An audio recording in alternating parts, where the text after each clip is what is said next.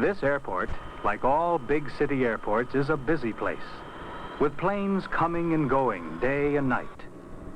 Planes with propellers, and jet planes from all over the world fly in and out of New York's International Airport. Right now, Jet Flight 801 is approaching the gate where passengers for San Francisco will board the plane. A huge moving corridor swings into place.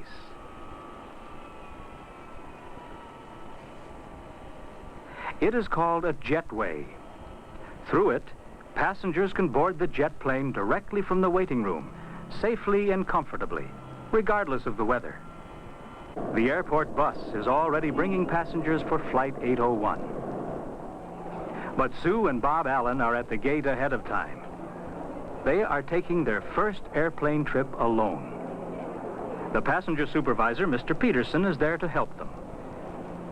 They can be the first passengers to board the plane, he says, as he leads them to the boarding area. Grandpa Allen is a little worried. You see, Mrs. Allen and I just couldn't make the trip to San Francisco. Their parents, they've just found a house out there, and quite naturally they want the children with them. Really, there's no problem. We often have children traveling alone. Oh, by the way, let me introduce you to our stewardess. Miss Murray, Mr. and Mrs. Allen. This is Susie and Bobby. Oh, it'll be fun having them on board. Say, it looks like you have another passenger here.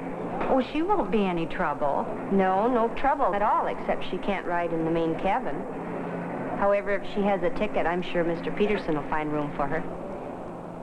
Flight 801, non-stop to San Francisco. Grandpa and Grandma will have to say goodbye here, for only passengers are allowed to go out to the jetway leading to the plane. There's Mr. Peterson, just putting Skippy into a box, specially made for dogs and cats that travel by plane.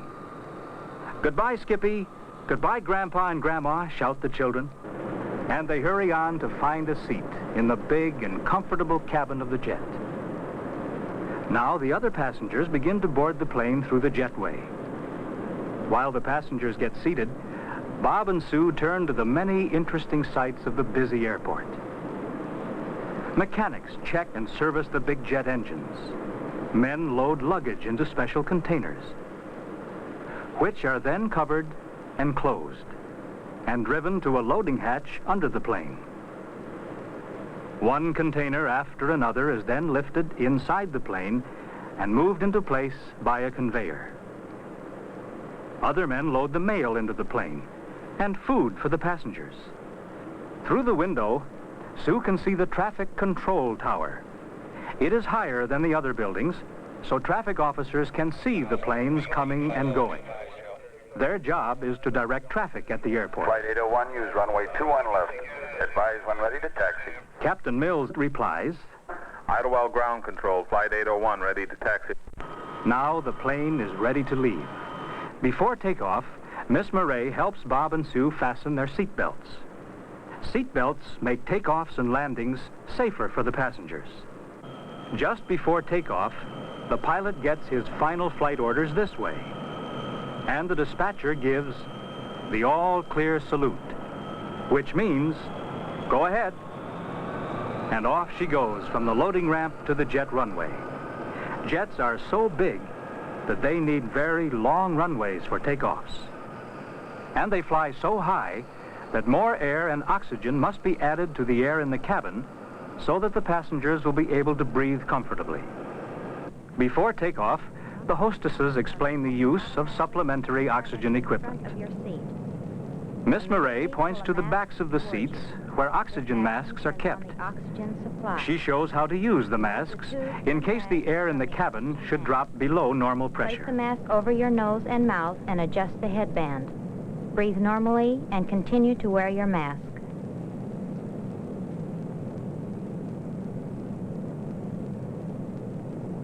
The captain pushes the throttle, and the big jet starts off.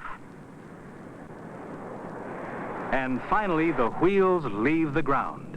Oh, we're flying! We're flying!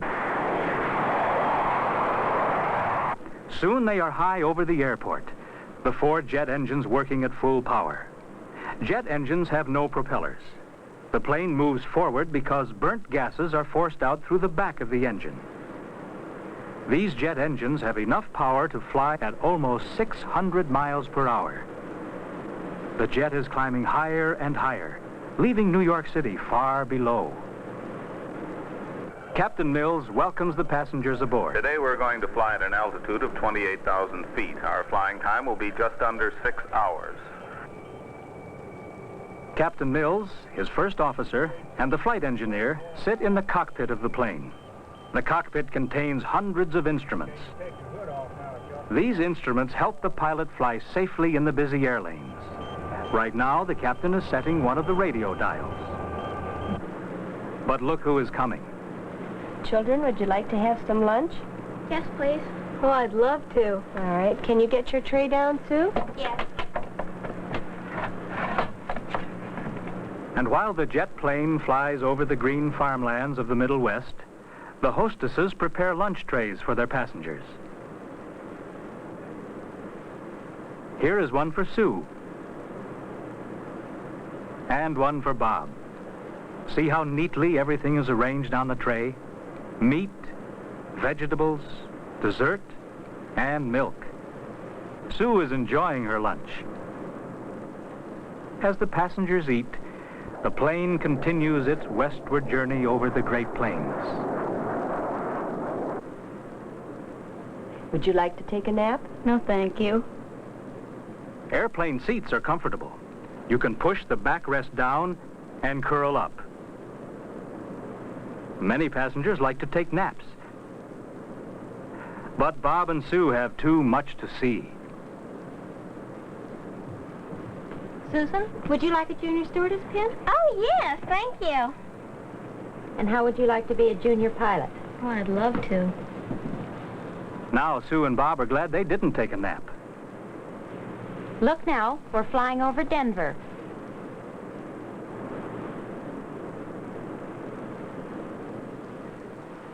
Miss Murray thinks that a little walk through the plane would make a pleasant change for Sue and Bob. She is taking them to the lounge in the front of the plane. Sue finds a map on the table. Miss Murray, where are we now? We're exactly here, Susie. This is First Officer Jennings. We are about to cross the Continental Divide. The Continental Divide is a ridge of high mountains separating rivers flowing to the east from those flowing to the west. Sue wonders how the pilot can fly or find the airport in cloudy weather. Miss Murray tells her about the special instruments that guide the plane at night and in bad weather. Radio signals direct the plane on its way and to the landing field, almost as if it were gliding along a highway. The captain calls the San Francisco Center. Over Lake Tahoe at 28,000. Flight 801 cleared to Oakland Omni. Cross Sacramento at 11,000 or above. Susan, since you are a junior stewardess, would you like to pass gum for me today? Okay. What about me? Oh, I have a box for you, too. There's one for you, and this one for you, Susan.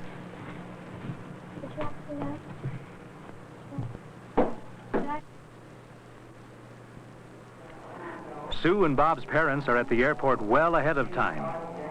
The passenger agent has assured them that the airplane is already over the San Francisco Bay. Fasten your seatbelts, please. Already? Sue and Bob are surprised. Wasn't this a quick flight? Below, they can see the city where their new home will be. Sue and Bob can scarcely wait to see their parents. And here is the airport. Slowly and carefully, their jet approaches the landing field. And soon the wheels touch the runway in San Francisco.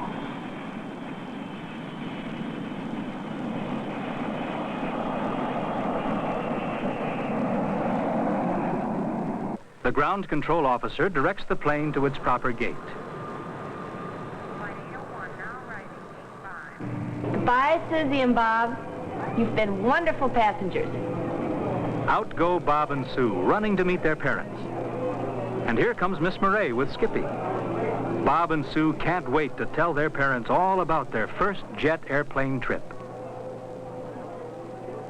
Now they understand better why people say, we live in a jet age.